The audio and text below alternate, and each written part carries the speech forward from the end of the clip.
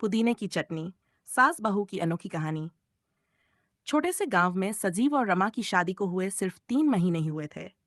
रमा एक पढ़ी लिखी शहर की लड़की थी जो गांव के रहन सहन से बिल्कुल अलग थी। वहीं उसकी सास सुशीला देवी गांव की परंपराओं और रीति रिवाजों की पक्की अनुयायी थीं।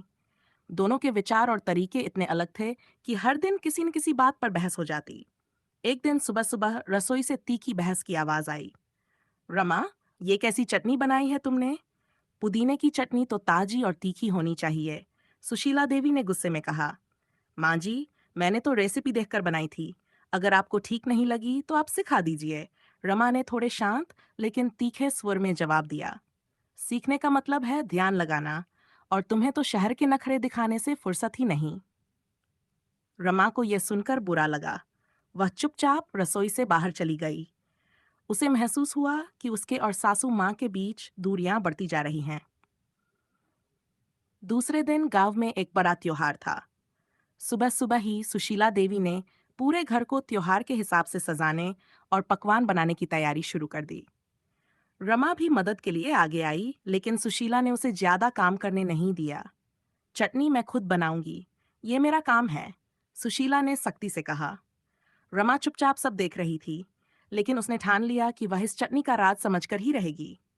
उसने सुशीला देवी को चुपके चुपके चटनी बनाते हुए देखा। सुशीला ने सबसे पहले ताजे पुदीने के पत्तों को चुनकर उन्हें धोया।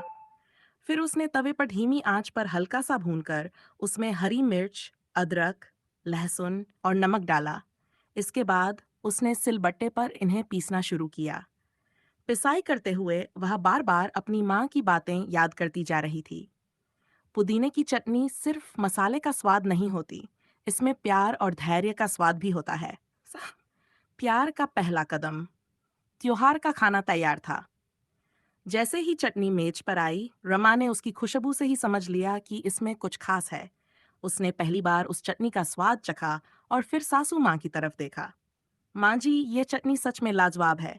आपसे इसे सीखना चाहती हूँ, रमा ने विनम्रता से कहा।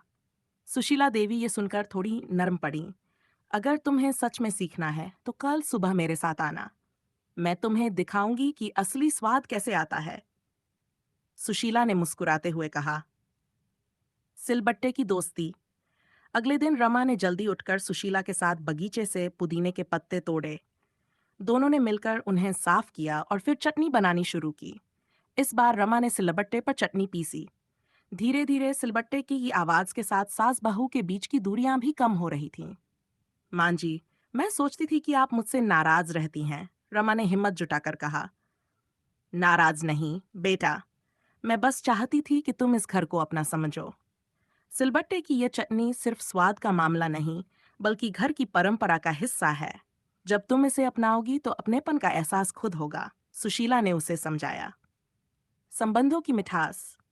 धीरे धीरे रमा ने गांव की जिंदगी में खुद को डालना शुरू कर दिया।